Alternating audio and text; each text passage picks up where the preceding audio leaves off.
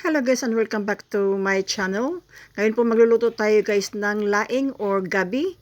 Meron po ako dito guys frozen. Ito po yung aking gabi from last year dito sa likod bahay ko na tanim.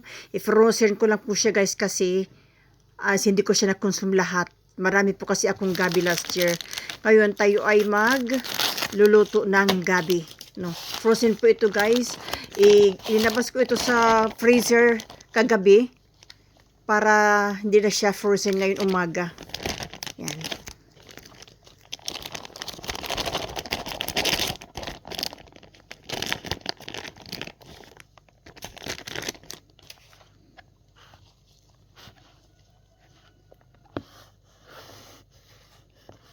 At yan nga po guys, sinama ko na guys ang tangkay, no? At meron naman po dito akong dilis na tuyo or daing na dilis. Ito guys, ibababad lang natin ito ng hot water para mawala yung kanyang alat. At ito naman guys, ito ay isang fish flake po ito ang tawag po sa amin. Ito ay pudpud. Ito puro guys is puro laman ng isda na smoked. Ayan po ay ang aking sahog dito sa aking gabi.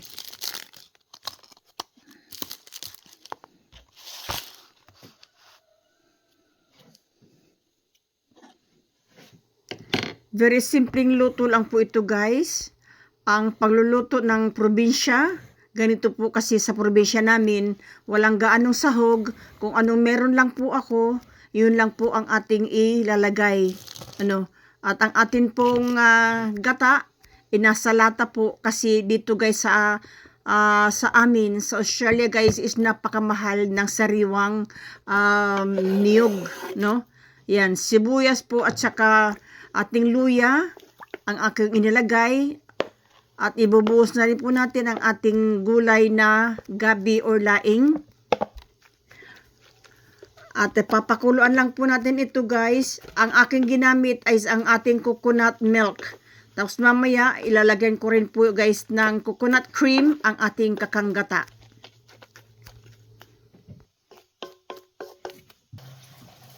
Ito po guys na aking laing is na dry off ko po ito bago ko ilagay sa freezer. Kaya hindi na siya masyadong gastos sa gata kasi dry off na po siya guys ng aking freezer. So, yan, ilalagay ko na po guys yung pudpud o yung ating fish flake na smoke.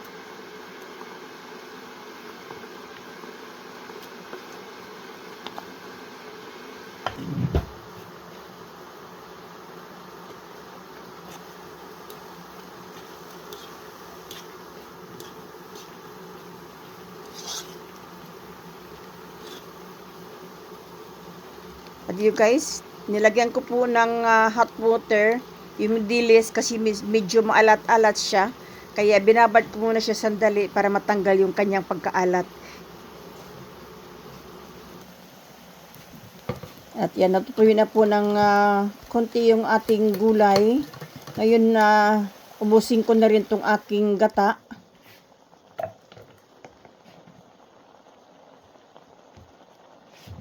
Diyan, pakuluan lang natin ito guys. At tatakpan na natin ito saglit para maluto na siya at para ma-reduce yung kanyang coconut milk.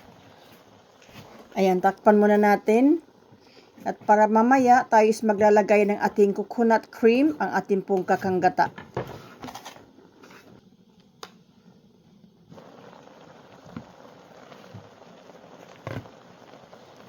Tapos ngayon guys, ilalagay na po natin ang ating binabad na dilis na daing or bulad.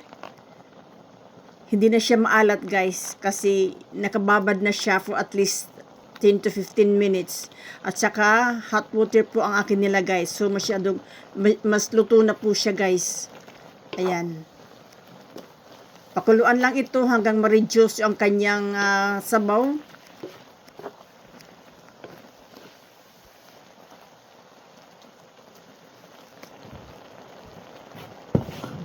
Dagdagan po natin ng kunting asin. Ayan, kasi ang ating dilis is hindi na siya maalat guys.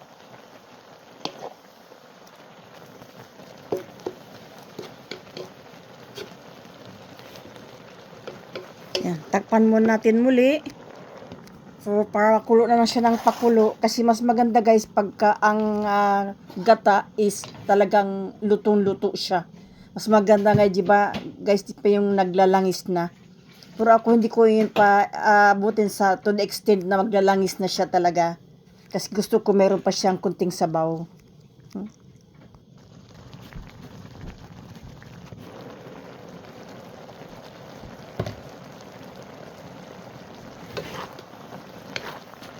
At meron po akong kunting magic sarap na natira. Yan, ubusin ko na rin po yan guys. Para medyo may kunting flavor naman yung ating gulay. Ayan. Nasa probinsya kami guys, ganito ang ulam namin. Tapos ang aming kanin is kamote. Oo, kaya ako, lumaki ako na ganito talaga ang aming kinakain. Sa probinsya, sa bukid. Kaya ang usi-usi Pinoy guys, hindi nyo na itatanong ako ay bisdak. I'm proud of it. At ito guys, lalagyan ko ito ng ating slice na sibuyas na pula ang ilagay ko guys kasi yun ang meron ako. At saka meron din po ako dito guys na chili powder. Yan, chili powder kasi wala po akong sili na fresh. Hindi pa po guys ba ako nagtatanim kasi nga malamig pa. Yung powder na lang po guys ang ginamit ko na chili. Yan. Medyo patuyo na guys ang sabaw ng ating gabi. At ngayon naman po guys, ako ay maglalagay na ng ating coconut cream, ang ating pong kakanggata. Ganito po guys ang gata dito saan kasing malamig nga, kaya tulog po ang aming kakanggata. Kaya kailangan gisingin. Ayan, maglagay tayo ng ating coconut cream kasi patuyo na nga po ang sabaw. Ako mas gusto ko guys medyo may sabaw ng konti. At masyadong luto ang ating gulay. Kahit po yan boys abutin ng 1 linggo hindi mapapanis dito sa amin kasi malamig nga dito sa amin guys. At ito hindi ko makakain to lahat. Ang ginagawa ko guys, nilalagay ko sa mga maliit na container at nilalagay ko sa freezer.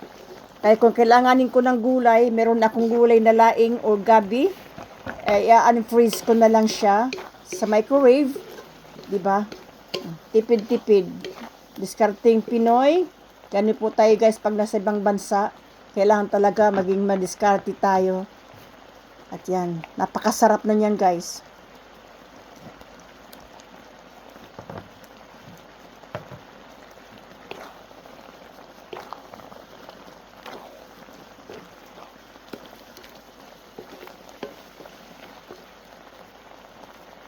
Ganito lang ako magluto ng gabi.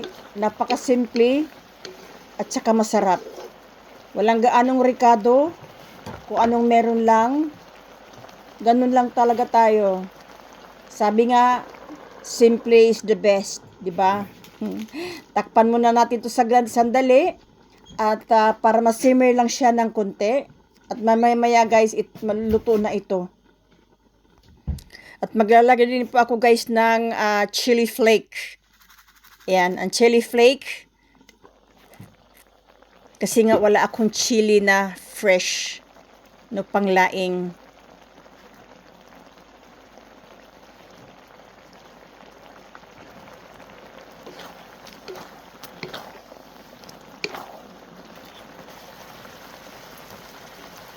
At meron din po ako guys nakuha na sibulino ba ang tawag din yung spring onions dito sa garden ko. As you know, meron po akong spring onions dito sa garden ko. At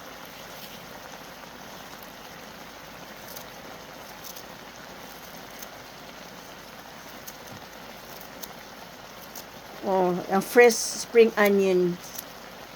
Galing po yan guys sa garden ko. Mas maganda talaga guys pag may garden ang mga herbs.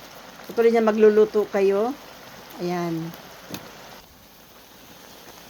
At ito na nga guys, matutuyuan na siya. Kaya off ko na po siya. At luto na kasi siya eh.